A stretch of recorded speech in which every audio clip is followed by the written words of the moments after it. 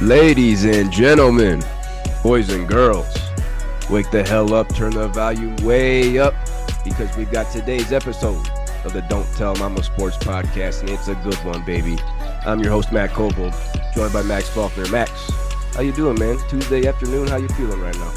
You know, it's a little bit rainy over here in Tennessee, but I love cloudy, rainy days, Kobreezy. I love it. I love it. Now it gives me even a better reason to stay inside and talk about sports, because it was a awesome weekend if you're a Purdue Boiler fan out there. Beat number 2 Alabama, baby. Wow. We got some nuggets to talk about that when we get to it.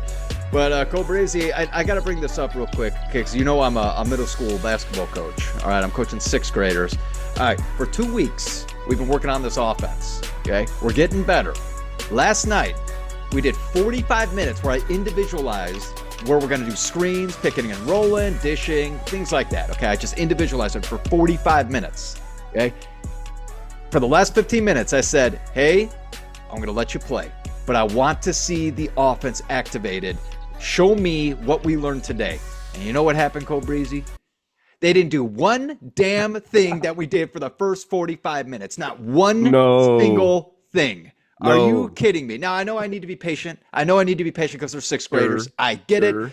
I blew the whistle with like within first 5 minutes. They go to the line, and I tell all the boys, I was like, hey, boys, this is not rec basketball anymore. This is not going to the gym with your dad to shoot hoops. This is a structured, organized sport now. From wins and losses. You know, we're going to be drawing things up on the board. It's not just dribble, shoot. It's moving the ball around, getting open, and that's how you're going to score. And then I said, we got 5 minutes, suicides until then. I ran them the rest of the time.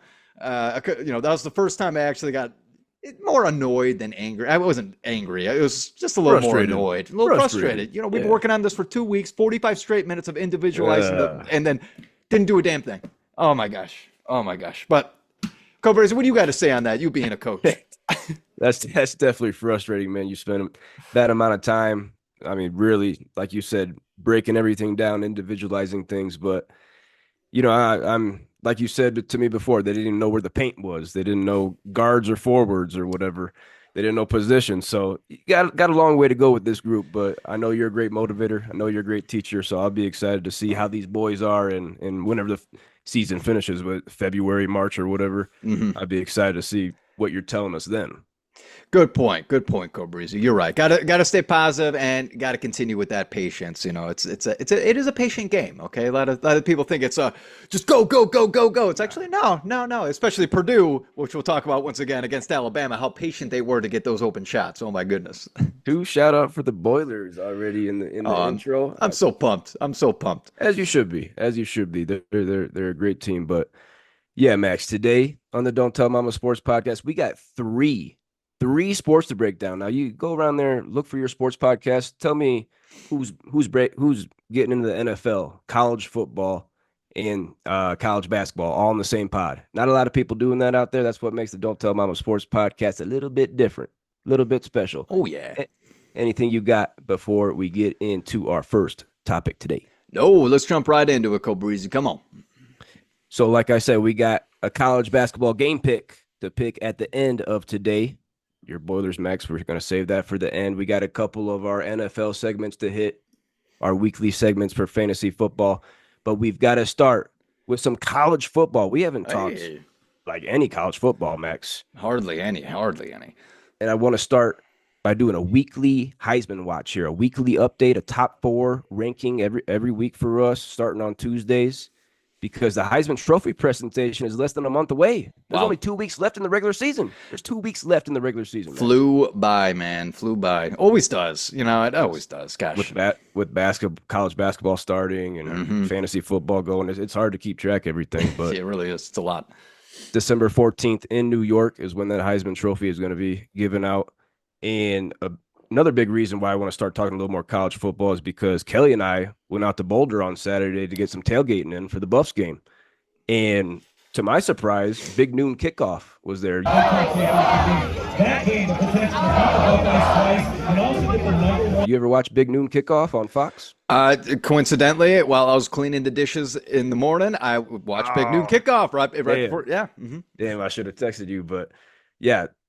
So we show up, Big Noon's there. I didn't even know it. So great surprise for me.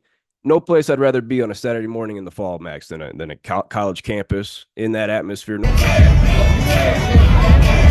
Hey, if you're on the demo field behind our host, feel free to give me a skull buzz, make some noise, get loud. No better place I'd rather be on a Saturday morning in the fall. The Going to commercial break, a camera guy came over to us and said, "Hey, we're about to put you guys on TV." So we got put on TV. Rich got a picture of Hey, it I for missed us. that. I missed that. Oh gosh darn it, Yeah. that would have been amazing. Going into commercial break, crazy. Kelly's going crazy. Well, of course, Kelly's But going nuts. oh He's got yeah, probably, I'm a queef. Yeah, I could already see it. I don't know about Queef, but we stayed for the whole show definitely, and they did a competition at the end. Two free tickets to the game. Two free tickets to the game. You got to go up on the little side field where they do their side segments at the Big Noon, and it was just a heads or tails quarter flip game, and I lost. I didn't get it. But Well, it was cool. 50-50. Cool to go up on the side field there. But I snagged this shirt. Let's got the Big Noon kickoff right there. Snagged that like Calvin Johnson going up like Megatron, one hand. Got that baby. But beautiful campus on Boulder, one of the most beautiful campuses out there. So being in that atmosphere all Saturday makes me want to talk some college football, Max. So let's get into this Heisman watch. Give me your number 4 guy. Give me the guy that he'll be going to New York. You know, he'll be celebrating with his family, but he's not going home with any hardware. Who's your number 4th right now?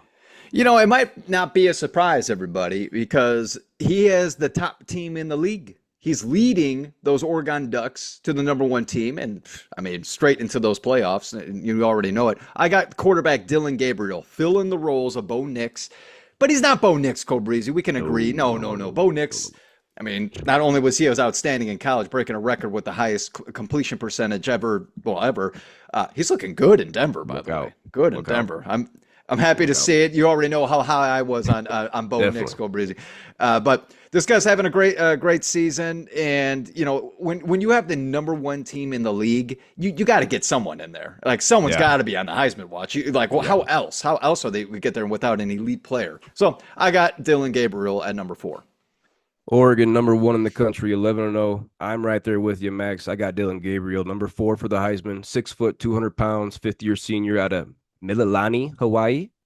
He moved to number 2 on the NCAA's all-time passing yards list. But Max, this is his 6th year. Okay, this is his 6th year playing. I don't know that. Impressive to be number 2 in all-time passing yards. Impressive, but when you got 6 years to do it, it brings down the importance for me a little bit. He spent 3 years at UCF. He spent 2 years at Oklahoma, and now he's at Oregon. This season, he's 8th in the country with 3,066 passing yards and 9th in the country with 28 passing touchdowns. I'm right there with you. Oregon, their best player, their quarterback. If they go undefeated, he's got to go to New York. Yeah, come on. Who you got number 3 for your Heisman right now?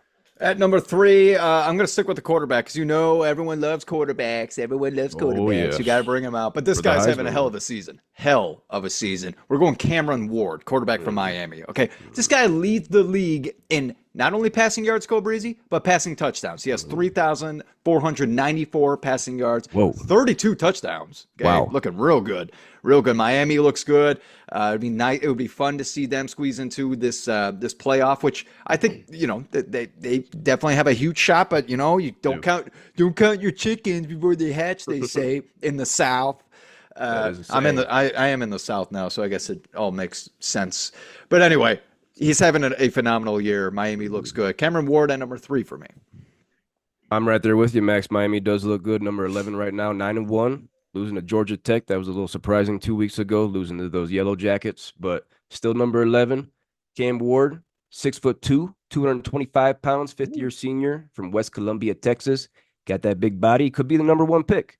Be the number 1 pick. Titans get it. Look out. Giants get it. Look out. Cam Ward, he spent his first 2 seasons at Incarnate Word. Division 1 in the Southland. Yep. Next 2 seasons, spent him with the Cougars of Washington State, and now he's at Miami. Like you said, he leads the nation in passing yards, leads the nation in passing touchdowns. He's got 5 more than anybody else. Shadur Sanders from Colorado, 5 less than Cam Ward for that number 2 spot. And he leads the nation in total touchdowns with 35. Right now, Max, Miami would not be in the ACC championship game. SMU and Clemson would be meeting up. So Miami needs a little bit of help from them losing to go to that championship game to get into the playoff. I'm very interested to see that. But Cam Ward, big body, could be a top 5 pick in the draft. I like him number 3, just like you for the Heisman. Nice pick. Nice pick. Now, Max, this top 2, I think everybody's got the same top 2. I think everybody's got the same top 2, but I think they could be flipped. They could be flipped. Give me your runner-up. So runner-up right now, and real quick, everybody, it's going to be these top 2 all the way until they go to New York to actually give the reward. Okay, the other guys, it's fun to talk about, but these guys are surpassing everyone else. You're going to find out in a second why. Oh my goodness gracious! Again, this could be flipped because I'm number 2, Ashton Jeanty. Did I say it right, Kobreezy? I think Jeanty, yeah. Jeanty, running back from Boise State. Get these numbers. 1,893 rushing yards with 26 touchdowns. Goodness. I literally had to refresh my computer. I refreshed it because I was like, that's not real. What the heck is that? That ain't real. 26 touchdowns. He also has 1 additional receiving touchdown, but so 27 total. But dude, this is the number 1 running back going into the draft, no doubt in my mind. Oh my goodness. Oh my goodness, Kobreezy. Oh yeah. I'm right there with you, Max. Looks like we got the same order. Runner up right now for me for the Heisman is also Ashton Jeanty, 5'9", 215 junior from Jacksonville, Florida. Like you said, he leads the nation with those 1,893 rushing yards. That's 471 more than anyone else. Wow. Those 26 rushing touchdowns are 5 more than anyone else. Boise State, they're also looking good. All these teams right now, they're fighting for the playoff. Boise State, the Broncos, they're number 12, 9-1. Only loss for the Broncos was in week 2 at Oregon. They lost by a field goal. Lost by 37-34. Oregon? Number 1? At Oregon in Eugene, baby. Wow. That might be the best Boise loss State. of anybody. That might be the best loss of anybody. 37-34 at Oregon. I see Boise State winning the Mountain West Conference, getting into that playoff. Now let's look a little bit of history here for Ashton Jeanty. Like you said, he has 1,893 rushing yards. There's been 29 seasons in the history of college football where a running back hit 2,000 rushing yards. He's going to do that. He might do that this weekend. I think it's this weekend. 15 running backs have hit 2,100 rushing yards in a season. He's going to do that in the following week if he doesn't do that this weekend. And 6 running backs have hit 2,200 rushing yards. Now, Boise State, they have 2 more regular season games. They win those. They'll be in the Mountain West Conference Championship. They win that. They're going to be in the playoff. I'm looking at least 4 more games. This season, Ashton Jeanty is averaging 189.3 rushing yards per game. If he stays on that pace, he will finish the season with 2,650 rushing yards, passing Barry fucking Sanders, who had 2,628 rushing yards, set in 1988 for the most rushing yards ever from a player in college football history. He is on pace to do it, Max. If he does it, do you have to give him the Heisman? Oh my gosh! If he's breaking records, like that, come on. Because next is Travis Hunter. Well, let's just say it real quick anyway that we're going to bring up. But if Travis Hunter is the one that wins, it just goes to show you how the Heisman watch scenario this season between these two guys was so close, and how athletic Travis Hunter has to be able to do what he's doing. But anyway, I would give it to him. I would definitely give it to him. He's on pace to do it. He's on pace for 2,650 rushing yards, 189.3 per game. I don't know how you don't give it to him. There's only been 3 running backs to win the Heisman in this century. Got to go back to 2015. The last one, my guy, Derrick King Henry. 2009, another Bama boy, Mark Ingram, on the Big Noon kickoff show. And then in 2005, Reggie Bush, of course, won his. And that's the only 3 running backs to win the Heisman this century. So a lot of quarterbacks, like we said. Always quarterbacks. It's always quarterbacks. So like we said, Max, we both have Travis Hunter number 1.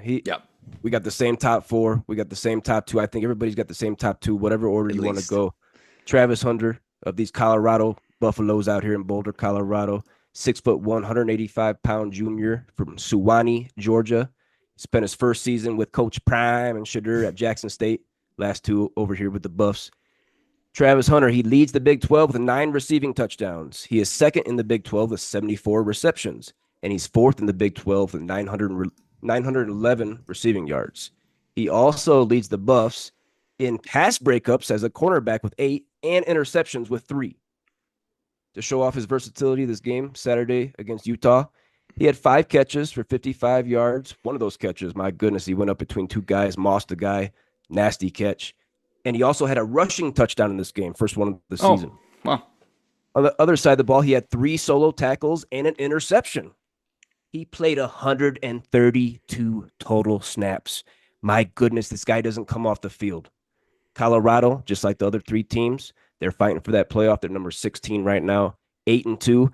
I see him as the Big 12 champs. If they win these last 2, they're in the Big 12 championship. I think they do it, Max. I think they do it. What do you got for me on Travis Hunter?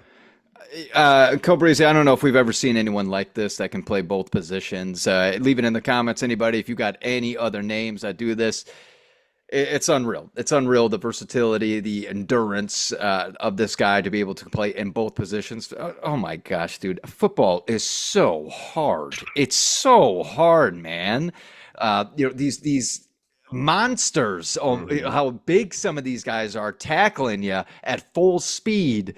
And this guy goes in on the field and not only gets tackled, but then tackles other people. Yeah. And playing against the fastest people, by the way, because, he's a cornerback. Wide receivers are arguably the fastest in the game. Some obviously running backs, obviously, but, wide receivers are up there. I would like to know this guy's his 40. You have it, Kobreezy? You got that? Nope. Because I would like to know, come NFL draft, he's probably going to be a lottery pick, no doubt about it. Top 5 pick, arguably. What do you think, Kobreezy? Is he going to be a wide receiver? Is he going to be a cornerback? Or will they be versatile and see if he can do both? I just find it so hard to believe that they would do that in the NFL. But what do you think? I would love to see somebody try. I would love to see, whoever picks him has to believe in him. Whoever picks him that high in the draft, top 5, top 10, has to believe that he can do it. He's a different kind of player. He's a versatile playmaker on both sides of the ball. I would like to see him try it. He's small, 6'1", 185. That's not very big. That's tough. I see him maybe as a slot receiver in the NFL, but Travis Hunter's special. He's different. I think he's going to win the Heisman along with you. One name that I'll give you who played both sides of the ball, the 1997 Heisman winner from Michigan, Charles Woodson. Oh, yep. That's one guy I'll give you. But I'm excited to see what Travis Hunter and the Buffaloes can do finishing this season. Nice. Yep. Let's get into our fantasy football talk here, Maxie. We got 2 Hades 3-headed dogs to talk about. That's where a flex-worthy player, not a quarterback, but a flex-worthy player gets into the end zone 3 times in one game. Big tutty parlay if you got it. First one we got to talk about this one. I'm a little frustrated to talk about this one, but it's New Orleans do-everything guy Taysom Hill. Okay. They were playing the Browns. The Browns were coming off a bye. It didn't matter. Taysom Hill, we want to talk about how versatile Travis Hunter is. Taysom Hill, also very versatile. He played 3 positions on Sunday. He played quarterback. He threw 2 balls, completed 1, 18 yards, and completed the other one to the other team. So he had an interception in this game, but we don't need to talk about that. I'm just trying to showcase the versatility of this young man. He played tight end. He had 8 catches for 50 yards on 10 targets. So he was involved in the passing game. And out of the backfield, damn it, Vulture and Alvin Kamara like he always does. He got 7 carries for 138 yards and 3 touchdowns. Max's touchdown runs were of 10 yards, 33 yards, and 75 yards. Oh my goodness. Taysom Hill, he has 6 rushing touchdowns on the season. He is tight end 12 in full PPR leagues on ESPN, 46.2% rostered. If he's out there, Max, are you going to get him? Noah Olave, Chris Olave, when is he coming back? Shaheed's out. Are you going to get Taysom Hill if he's out there and you need a tight end? Snag him up. I wouldn't be surprised next week, Kobreezy, if he gives you a goose. I would not be shocked. Okay, just saying, because this happens. This happens with Taysom Hill. He'll have 2 touchdowns in a game. Next game, he queefs. Okay, Yeah. so be aware of that. Make sure you have a different option. Hopefully, anyway. We know how bad the tight end position is, but Go Brazy, I swear you got the worst luck with Taysom Hill. You got the worst luck. You being an Alvin Kamara owner for years, and then I swear every single time that Taysom Hill does go off, it's against you. And that's what happened this past weekend, isn't it? And of course, our buddy Bobby was the one who played him against me. So, got some good bragging rights on me there. George Kittle, Bobby had him, and he's flipped Taysom Hill in there. So, hell of a spot start for Bobby. And yeah, he kicked my ass. He kicked my ass this week. Our other Hades three-headed dog for the week, a late addition to the segment. Last night, Monday Night Football, Houston Texan Joe Mixon at the Dallas stinking Cowboys. The Dallas fucking Cowboys suck, man. Below. How many times I said Cooper Rush sucks while watching that game? It was countless. I was like, oh, dude, you suck. You blew. But Joe Mixon in this game against the Cowboys had 20 carries for 109 yards and 3 scores. He's the running back 1 in points per game. He missed those 3 games, so he's running back 7 on the season, but running back 1 in points per game. 5 straight games of 20-plus carries. Find me a running back, Max, that has 5 straight games of 20-plus carries. He is a he's getting the full workload there in Houston. Full bell cow. 10 touchdowns in his last 5 games. 10 touchdowns in his last 5 games. He's tied for 3rd in the NFL in rushing touchdowns, even missing those 3 games. What do you think about Joe Mixon's performance here? I think he's having the best season of his career. I think this is his best season. And yeah. So good for Joe Mixon. I know a lot of people were probably starting to count him out because Cincinnati got rid of him. And, there's a lot of speculation there. Like, oh, well, he must not have it anymore, right? He must not have it. No, this guy still got it in an elite offense. Hey, Texans are still figuring it out. CJ Stroud might not be having the big year that I was expecting. I know you called it Kobreezy, but they are running the ball like crazy, which they weren't able to do last year with Devin Dingleberry. So, so now they got Joe Mixon, and they're doing a great job. Good for Joe Mixon. And you better be starting him the rest of the season. That's all I got to say. It's no question there. Joe Mixon, a great pick in people's fantasy drafts. Cincinnati slept on him. I slept on him, Max. In our two-keeper league, Joe Mixon, he went number 8 overall. I had the number 2 pick. I took Marvin Harrison Jr., man. I'd way much rather have Joe Mixon right now. You took Kenneth Walker ahead of Joe Mixon. Are you happy with that move? Or if you had to do it over, would you go back to Joe Mixon? You see, here is part of the reason I went with Kenneth Walker. Not only is he elite, he is a really good player. And I still think he has time to catch up to Joe Mixon. But I'm also thinking keeper for next season. Mm-hmm. Kenneth Walker III is 23 years old. Joe Mixon's 29, going on 30? I believe so. Yeah. So you better believe Kenneth Walker is pretty soon to be locked as a keeper. Ooh, really? Pretty close. Pretty close. Should I put the breaking news drop in for that one? Max, did you leave a window open or a door cracked? I hear something. I do hear something. What the fuck is that? It's our Gooses, boys. Oh my goodness. Hunting season and Thanksgiving right around the corner. Hey, Thanksgiving is next freaking week, isn't it? Yeah, how about it? But we got to get into our Gooses. This is where we make fun of, take a couple of minutes to make fun of some people in our league that started a player or a defense that gave them 0 or negative points. And damn it, we're back on our streak, Max. We're back on our streak. It was broke 2 weeks ago, but we got another Goose. Just wanted to talk about our buddy Zach. Zach coming in with a quote here. I got goosed. Quote from Zach. But he got goosed by Mike Gesicki of the Cincinnati Bengals, one of the leaders of the Goose Crew. One of the leaders of the Goose Crew on Sunday Night Football at the Chargers. This is back-to-back weeks with a goose for Zach. And damn it, he picked him up this week. I started Gesicki last week, gave me 5 points and half PPR. I dropped him. Get out of here. Zach, he goes in, scoops him up, starts him, gets goosed. Mike Gesicki tied in 15 on the season. He had 5 catches for 100 yards and 2 tutties just 2 weeks earlier. So that's why I picked him up. That's why I was drooling about him. He's got a bye next week, Pittsburgh, Dallas, Tennessee. if you're tight end needy, Taysom Hill's not available. Can you trust Mike Gesicki? His name is Mike Gesicki.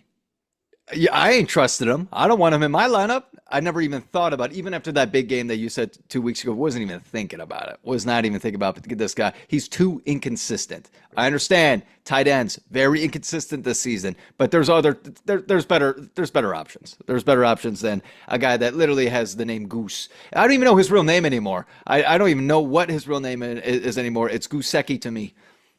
Sticky Gesicki, up to his old ways. Let's finish off today with the third sport, Max. How many sports podcasts out there are doing 3 different sports on the same day? But we got to hit some college basketball because we love it. We got your Boilers playing a big matchup against the Golden Eagles of Marquette tonight. Ooh. 7 o'clock Mountain Time on FS1. The 4-0 number 6 ranked Purdue Boilermakers are going to Milwaukee to play the 4-0 number 15 ranked Marquette Golden Eagles. This is a Maui championship rematch from last year. Let's not forget these two teams banged in Maui, 78-75 Boilers in that championship game. Let's look at the Golden Eagles first. We got Ben Gold behind you, huh? That lurch. Only picture I could find that had like the verses right now. So there you go. Nice. Yeah, Ben Gold's a freaking lurch. But Marquette, let's look at them first. Big team last year. Big team the last couple of years. 2 seed 2 years ago. What were they? 2 seed again last year. They lose Tyler Kolek and Oso Iguodaro. They both go to the NBA, second-round picks. Picked pretty close to each other, actually. But they return 12 other guys and bring in the 44th ranked recruiting class, according to 247sports.com. Shaka Smart, he returned everybody else this season. Marquette has 4 guys averaging double figures, led by Cam Jones. We all know Cam Jones. He can put it up.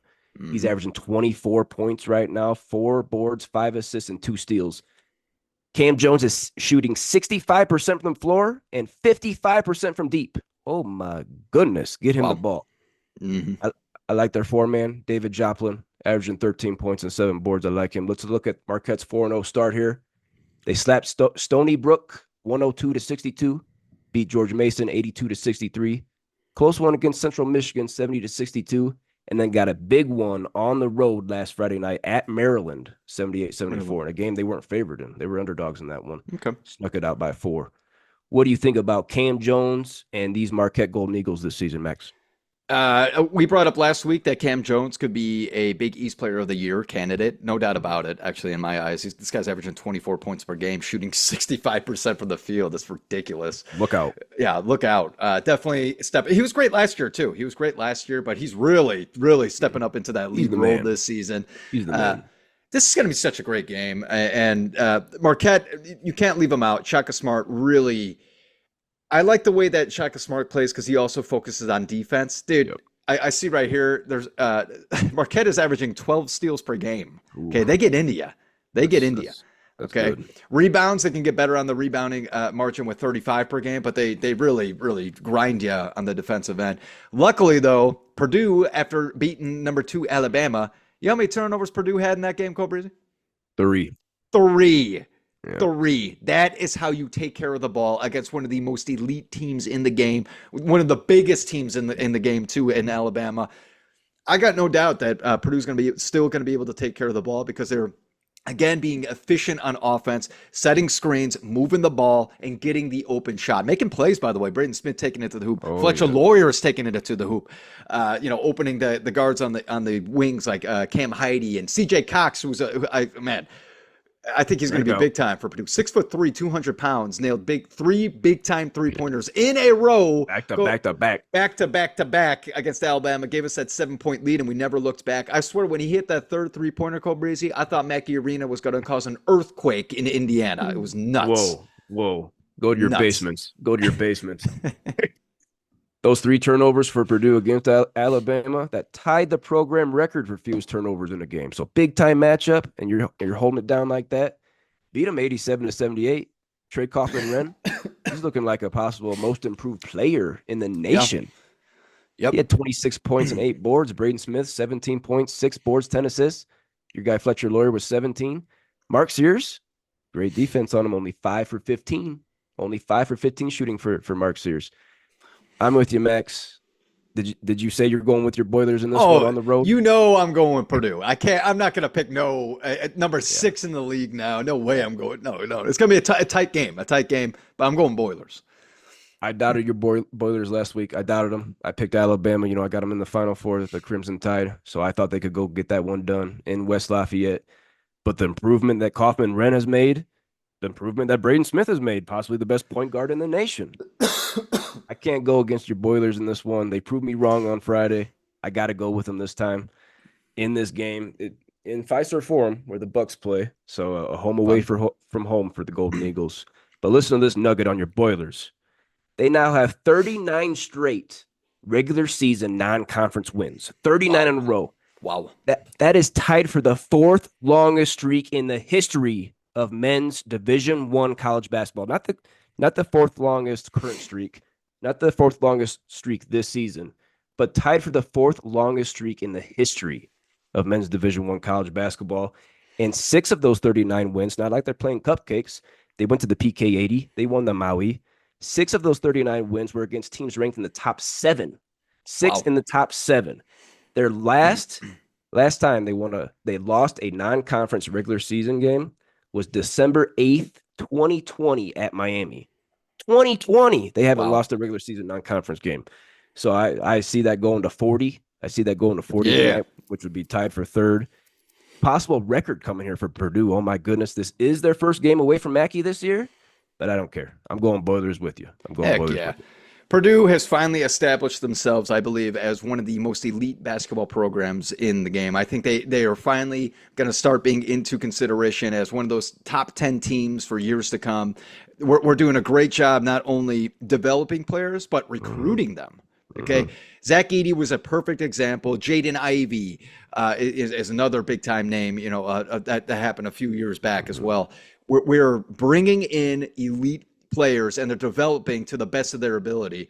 I mean, it's go Boilers, man. Go Boilers. It is a good time to be a Boilermakers fan. I got to agree with you, Max. The recruiting, the developing, shout out to Matt Painter. Matt Painter might be a top 10 coach in the nation. Yep. I got to redo that list here coming up at the end of the season. I like that.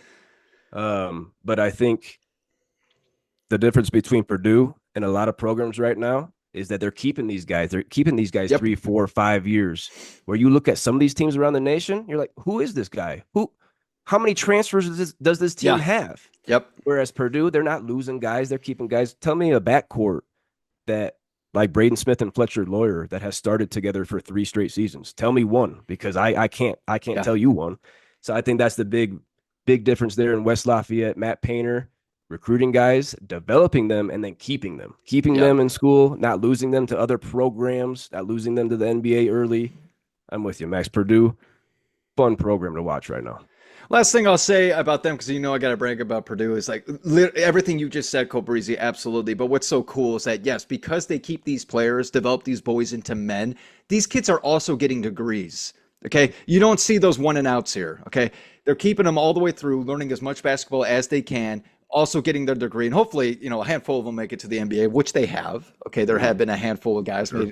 Obviously, Zach Edey, Jaden Ivey are the big names I'm thinking right now. Mm-hmm. So the fact that they hold these guys until they get their degree as well. That way, when basketball's done in their career, they have something to fall back to. It's great. Look at Robbie Hummel, man. Look at Robbie Hummel. Okay, now he's a big time voice. Even on he's on obviously on Fox Sports. He was on ESPN. I saw him on Peacock, so NBC. It's Purdue's where it's at, guys. Purdue's where it's at. Robbie's getting around. I like him. I like Robbie.